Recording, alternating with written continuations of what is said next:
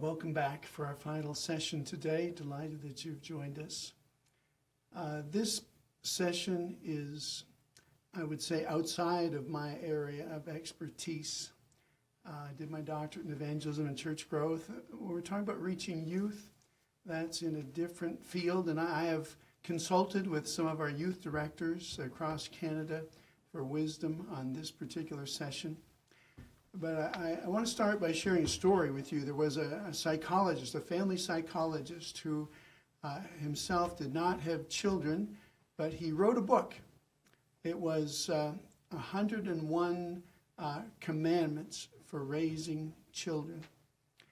And then he had his first child. He rewrote the book. It was the new title, 101 Suggestions I Have for Raising Children. And then he had a second child, and he rewrote the book again, and the new title was 101 Questions I Have About Raising Children. And so I just as a caveat today would mention that this is not my area of expertise, but I am very much engaged in this topic and in the discussion around reaching youth, particularly youth in rural settings. So we could have my slides up on the screen, that'd be awesome. Reaching youth in rural areas. I want to, here we go. I want to start out by just acknowledging something that may be uncomfortable for us to acknowledge. But the reality is we are losing our youth. We are. Studies indicate somewhere slightly over 50% of our youth are gone from our church by the time they hit their mid-20s. And this is a crisis. This is perhaps the most significant crisis that we face as a church, the greatest threat right now. In fact, David Trim wrote an article in the Adventist Review last year. He said the data is in and the remnant is endangered. That was the title of the article. So this is a sobering topic, and it's a vital one. It's one that if we can get this right, I tell you what, the future is truly bright. But if we fail to get this right, we are in serious trouble as a church. So the stakes are high here when it comes to reaching youth in general, particularly today, talking about youth in the rural areas. So I'm going to give you 4 suggestions. These are suggestions that I believe are significant. First is read this book, Growing Young. This particular book, we read it as a staff, our College Heights pastoral staff. We read it, discussed it, because our conviction is at College Heights that we need to grow younger as a church. As I mentioned in a previous session, I'm in my early 60s, and I am honestly the median age of our baptized church members. In North America, the median age is right around 60. And that tells you that as a church, we are old. It's the graying of Adventism, and we must grow young. We must reach our own youth and other youth that have not grown up Adventist. So let me give you a quick summary of the book here. I encourage you seriously to get a copy and to study it. But this is the main outline. There's 6 strategies for helping youth and young adults really love your church. And the first one is unlocking keychain leadership. They're talking basically about giving keys to young people at the appropriate time when they can have ownership and make a real contribution to our church in terms of involvement and leadership. Secondly, empathize with today's young people. Young adults, youth today are hurting in many ways. There's a lot of depression. In fact, studies show that university students today in Canada, that in any given school year, 80% of our youth will be clinically depressed during any given school year. And that blows my mind to realize how much depression our youth are battling. So empathize with them, feel their pain. And, that I don't take that lightly. I bump into many people that share their hurts with me. And when I look them in the eyes and say, I feel your pain, I care about you. We need to let our youth know that we do care. We love them. We hurt when they hurt. Thirdly, take Jesus' message seriously. Our youth and young adults need to know Jesus, and they're eager to hear the gospel, Jesus Christ at the center of their lives. And so taking the gospel message seriously is the third point in the book. The fourth strategy is to fuel a warm community. It's talking about a loving church family, a family where people are accepted and encouraged and valued, and the relationships are strong. I mean, we've been talking about relational evangelism this morning, and we need that as we relate to our youth. Relationships are vital. Sometimes it may seem that our youth are not interested in a relationship with older people, but as a general rule, that is not true. Our youth are very open to having relationships with older people. In fact, many of them crave it. We need to fuel a warm church fellowship. Number 5, the fifth strategy is to prioritize young people.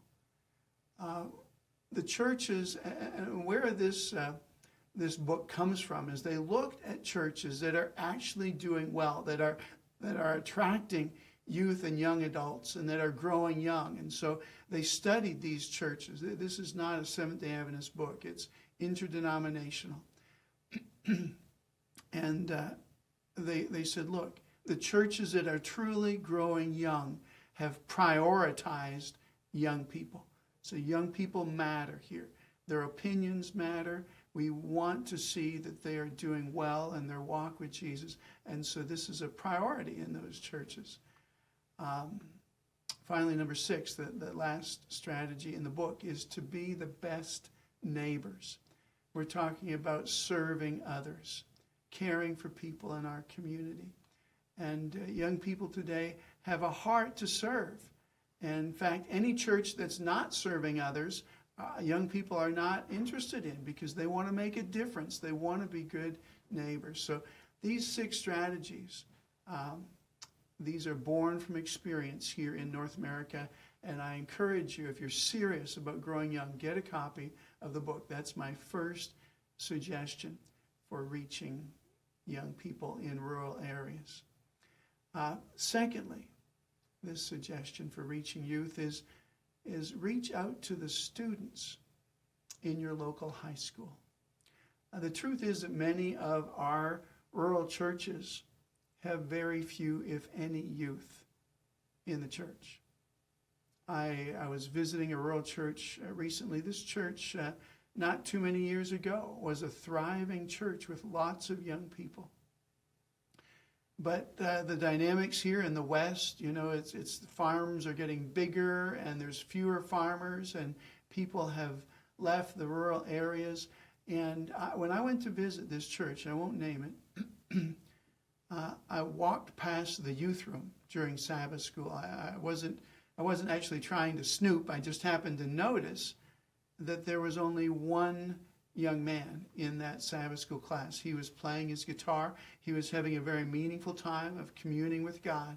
But I poked my head in. I said, "Hi, you're here all by yourself." He said, "Yes, I'm quite often the only young person for Sabbath school, so I bring my guitar and I spend the hour playing and communing with God." And, I admired that in the young man. I admired the fact that he was making good use of this Sabbath school time. But I couldn't help but ask myself as I walked away, how sustainable is this? When you're the only young person in a church, how sustainable is that? And so as a strategy to increase the number of young people in your rural church, I suggest that you reach out to students in your local high school. Now, I share this story with you. This was not a Seventh-day Adventist church, but this story blew me away. Basically, this church had been in decline for a number of years. There was just a handful of elderly people left. And they realized we are soon going to have to shut the doors of our church permanently. They said, let's try one thing.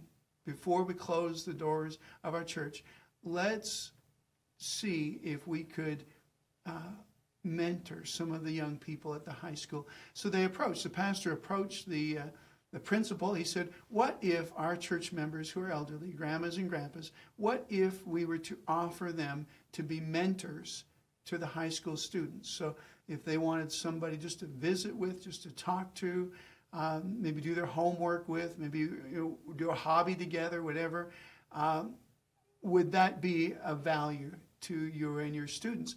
And the principal was enthusiastic. He said, yes, absolutely. He said, would you be willing to come in for our weekly assembly? We give you a few minutes to make this announcement, and you could tell the students how to contact you if they would be interested. So the pastor came, a few of the other church members came, all elderly. They stood up at the assembly, and there were all the students from the high school. And they said, look, our church is close to the school here, and we just would like to make ourselves available to you. If you would like to spend time with a grandma or a grandpa, we are here for you. Let us know. Here's the number for the church. You can call the church office. We'll set up a time when you can spend time with a grandma or grandpa, your choice. And anyhow, as they made the announcement, the students were totally expressionless. I mean, their face didn't change at all. And the pastor and his church members left feeling, well, that did a lot of good. The pastor said, yeah, that went over like a lead balloon. And they felt, well, we tried, A few hours later, the pastor went over to the church.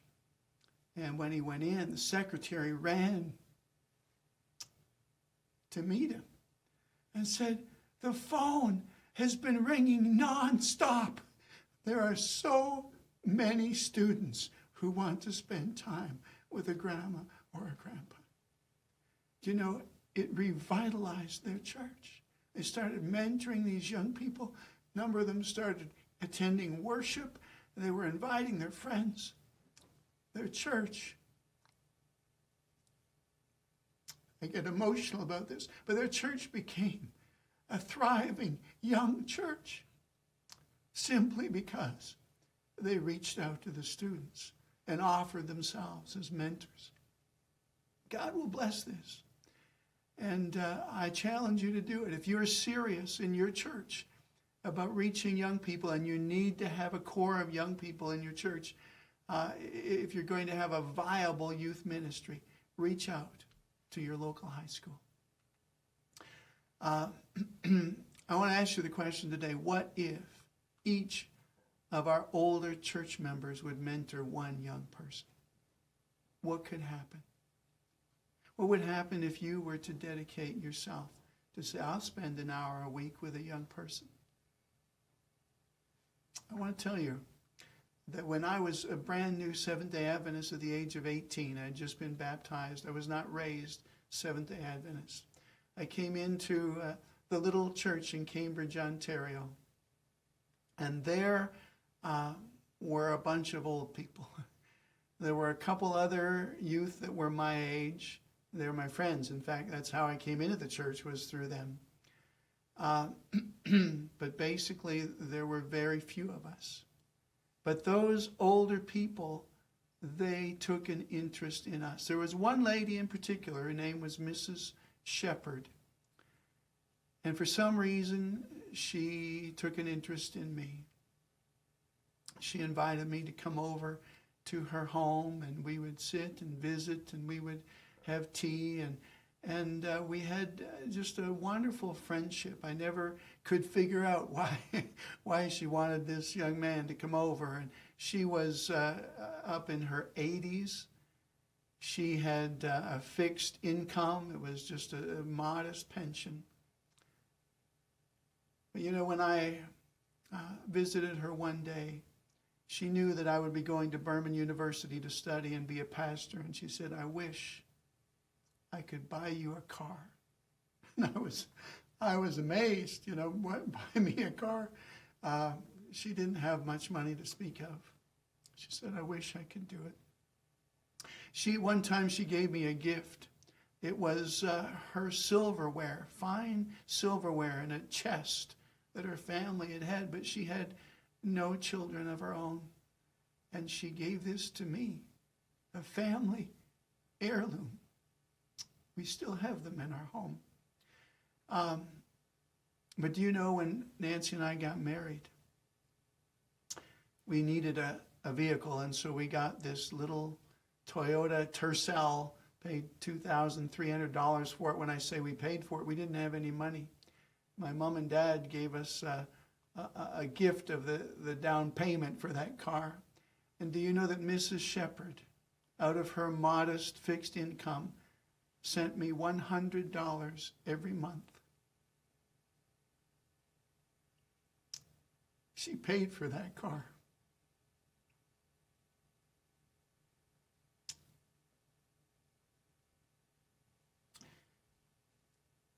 I'm in the church to a great extent because when I was young, when there were few youth in the church that I was a member of, Mrs. Shepherd took an interest in me. I appeal to you. Please, this is so important. Could you do that? Could you take an interest? Could you invest deeply into the life of a young person? We must. We must. And I appeal to you. The third suggestion I have for you today is if you're serious about reaching youth, talk with your conference youth director. Because I tell you, we have fine youth directors across this country. I have a picture here of Lyle Notice. He's the youth director here in Alberta. These are people who love youth and young adults, and they have much wisdom, much experience. So talk to them. Say, look, we don't know what to do. We don't know how to do it, but could you guide us? And they will be happy to work with you.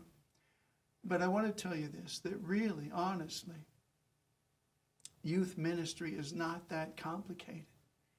It just means loving young people, accepting them, embracing them, giving them meaningful ways in which they can serve others. And I will share with you now a list of things that the youth directors of Canada have shared with me. I've asked them this question: what is working in Canada in youth ministry? And here's what they told me. They said youth groups, small groups, still work. And I've seen this here at our church in Lacombe, College Heights. Our youth pastor, Pastor Jourdain Smith, she has youth groups, and they're not large. You might think that we have large youth groups, but even here at College Heights, we have just a handful of youth at times that are connecting. But they love it. They love Pastor Jourdain, and they love that she has made a weekly time when they can get together and hang out and talk about stuff that matters to them. And the other day they were watching a movie together, and they were just eating popcorn and having a wonderful time. This means the world to our youth. So youth groups, small groups will make a difference. Nature activities, hikes, camping. A lot of our rural youth love the outdoors, as they should.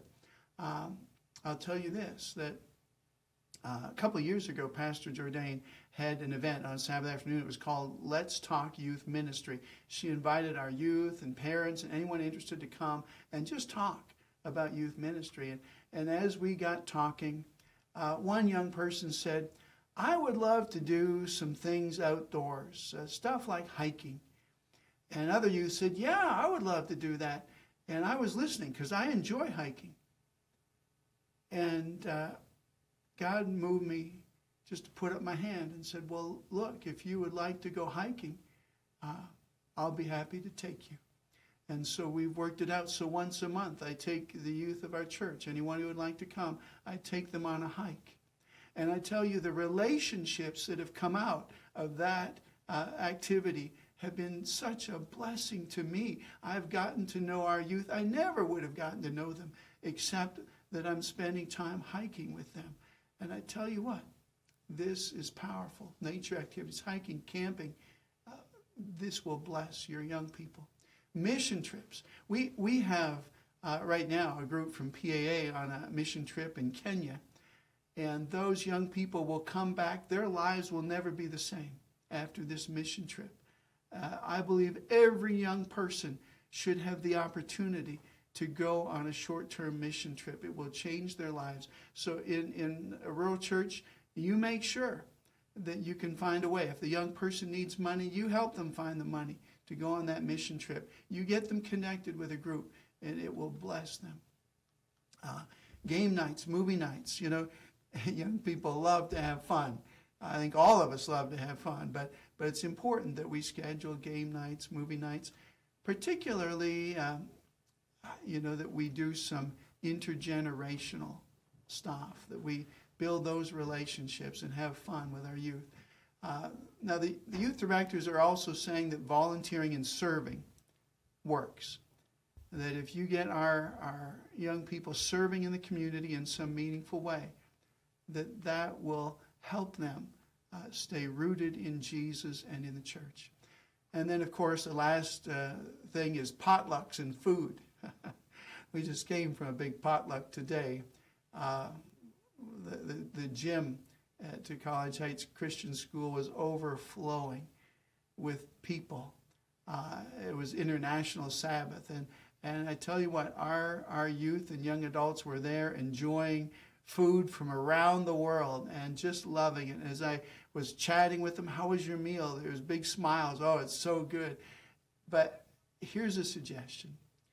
Friday evenings, invite youth to your home. Have supper together. Do whatever. Cook what food they like, whether it's pizza or whatever they like to eat. And youth love pizza as a rule. But cook what they want and have time sitting around the living room to visit and talk and welcome the Sabbath. And if you were to do that, what a blessing that would be. Anything with food is good for youth. So that's what the youth directors are telling me. And that's my third suggestion. Now, the fourth one, we kind of touched on it a little earlier, but I want to mention it specifically now. And that is this: start a house church to reach youth and young adults. I will say this specifically. If you have a church where most people don't seem to care, they just don't care about youth, they're not interested, I tell you what, you realize that in most of our rural churches, our worship style, our church activities are geared for senior citizens. That's kind of the default. If we are in churches that really don't care about prioritizing youth, then this would probably be your best option. Start a house church. Because the young people are not going to feel loved, they're not going to feel valued in that church environment. So start a house church, a small group where they can come and it'll be a safe place for them. They can be real with each other and they can pray together, encourage one another. So this is a Simple Church network, a Seventh-day Adventist network. Feel free to look online for resources there. It's a thriving house church network called Simple Church. But here's what I want to say. In our rural churches, they're old. People are old. Buildings are old. Now, I'm generalizing. You understand. I know of a rural church in Rostron, Saskatchewan, where the members there have prioritized their youth. Their old church got too small. They just built the new one several years ago. And it is thriving, and the youth are happy. So I realize that there are rural churches that are really doing this well. But many of our rural churches are struggling. And if you're in a church where Basically, people are just waiting to die, and it's not attractive to youth and young adults. You need to start a new church, even if it's a house church, because that will save the youth, and we must save our youth. Look, when I was in Winnipeg several years ago, young people were leaving my church hand over fist. And as the lead pastor there at Henderson Highway Church, my heart was breaking. I said, this is not okay. We can't just sit by and let young people leave and just say, we don't care. We can't do that. So I started visiting with them. I said, tell me, why is it that you're not interested in coming to worship and whatnot? And here's what they told me. 4 things. It was the same things I was hearing over and over. First of all, worship is boring. Secondly, worship is not relevant to us. It's not touching on the things that really matter to us. It's more geared towards old people. 3, the church members are judgmental. We're criticized for what we wear or what we do, and so we come and it's boring and it's not relevant, and we're just getting criticized. And furthermore, they said, number 4, the church members are hypocritical. Here they are criticizing us, but we know they've got some serious sin issues in their life, and they're judging us. And so these were the 4 things I kept hearing over and over again from our youth that were leaving our church. And I said, all right, I'm listening. And I felt compelled, I tell you, to start a church for youth and young adults that had disengaged, people that were no longer attending church. I said, God, I don't know that I'm the right person to do this, but I have this incredible passion. I've got to do something. And so we started a church. Our goal was to reach unchurched young adults. Our target was clear. We were looking at reaching people from 18 to 30, in that range, people that weren't going to church. And here's what happened. We designed a church with youth and young adults in mind, and guess what? They came. They came. We started with 15 people. 15. And in 5 years, now, this was not the only thing I was doing. I had other churches I was serving, but in 5 years, we had grown to an average worship attendance of 85. We got it right, somewhat right. I mean, we didn't do it perfectly, but we cared about youth and young adults. And we allowed older people to come, but only if they were older people that really cared about youth and young adults.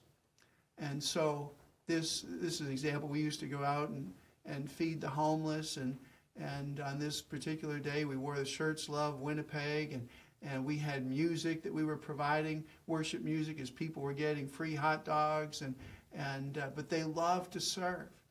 And this is a picture of one of our worship services there. We worshiped in the Korean church. We started 4 new churches in 4 years in Winnipeg. The Korean church was one that had been a group at Henderson Highway. We launched them. They bought their own facility. And then this church worshiped there. It was a thrill to be a part of this and to see youth and young adults meaningfully engaged. So I share that because here's my takeaway from that. If we design a church with youth and young adults in mind, we can reclaim those who have disengaged, and we can reach other unchurched young adults. It's not rocket science. It's not. But it means that you will prioritize youth. You will care about youth. You will design your church. Your praise singing is designed with them in mind. It has to be very relational, so small groups are bound to be a part of it. But there are ways that you can engage young adults. And if it means you have to start a new church to do it, then do it. And if you have, in a rural setting, if you have just a few young adults, maybe 4, 5, 6 young adults, you can start a house church that will be an awesome, awesome church.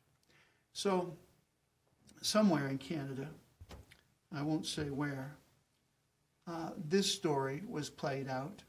I heard this story from one of our youth directors. There was a young couple who hadn't been attending, they'd been raised Adventists, hadn't been attending for some time. The pastor and his wife reached out to them, had them over for a meal. And as they got talking, that pastor said, look, we're starting a Sabbath school class for young adults, and it's going to be just young adults. And it's going to be really a spiritual group, and I'd like to invite you to come and check it out. Would you be willing? And the young couple said, we'd love to check that out. And so they did. They went and they met. There were a total of 7 other young adults there. And this young couple kept coming. They liked it. They enjoyed it. But here's what the pastor told them. I don't want you to miss this. He said, look, I understand that attending worship in our little church on Sabbath might not be the best experience for you right now. He said, don't worry about going to church, but please come to this Sabbath school. Have fellowship with the other young adults here, and it will bless you. And they did. And after a few years, they started reconnecting with the church and the old people. They had been so encouraged by their fellowship with the young adults in that Sabbath school class that they began reconnecting with the church and the old people, and they were okay then if it maybe wasn't as engaging. But here's the point. That pastor started something for young adults. It was a small group, but it blessed them. And people that were not attending church are now actively attending church again. They're engaged. Please do something to bless youth and young adults. Let them know that you care. What are the next steps as we wrap this up? I would encourage you, find someone to mentor. Pray about it. Say, God, who could I mentor? What young person might be a good fit for me to mentor? Maybe your next step is to say, as a church, a rural church, we will prioritize youth. From this day forward, youth will be our priority. Maybe your next step is just, God, we're going to pray earnestly for wisdom. But I urge you to take a next step today. May God bless you.